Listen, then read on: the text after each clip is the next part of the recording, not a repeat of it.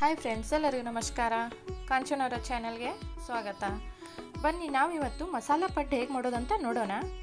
ನಾನಿಲ್ಲಿ 4 ಗ್ಲಾಸು ಅಕ್ಕಿಗೆ 1 ಗ್ಲಾಸು ಉದ್ದಿನಬೇಳೆ ತೊಗೊಂಡಿನಿ, ಅರ್ಧಕ್ಕಿಂತ ಕಡಿಮೆ ಕಡಲೆಬೇಳೆ, ಒಂದು ಸ್ವಲ್ಪ ತೊಗರಿಬೇಳೆ, 1 ಹಿಡಿ ಆಗುವಷ್ಟು ಅವಲಕ್ಕಿ, 1 ಸ್ಪೂನು ಮೆಂತೆಕಾಳು.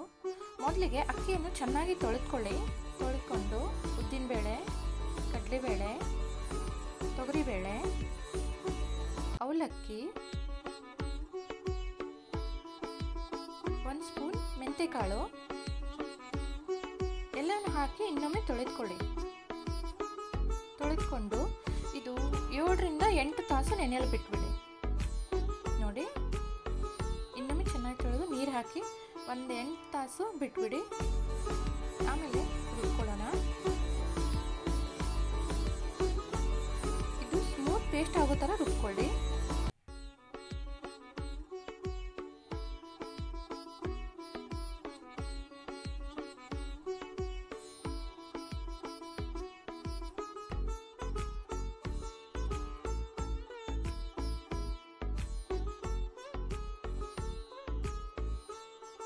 ನೋಡಿ ಫ್ರೆಂಡ್ಸ್, ರುಬ್ಬಿರುವಂಥ ಹಿಟ್ಟನ್ನು ನಾವು ಓವರ್ ನೈಟ್ ಇಡೋಣ.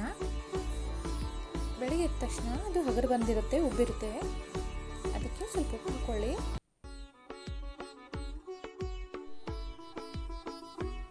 ನೋಡಿ, ಚೆನ್ನಾಗಿ ಬಂದಿದೆ ಹಿಟ್ಟು. ಈಗ ಪಡ್ಡು ಹಾಕೊಳ್ಳೋಣ. ಎಣ್ಣೆ ಹಚ್ಚಿ ಮೊದಲಿಗೆ ಪಡ್ಡು ಹಾಕೊಳ್ಳಿ.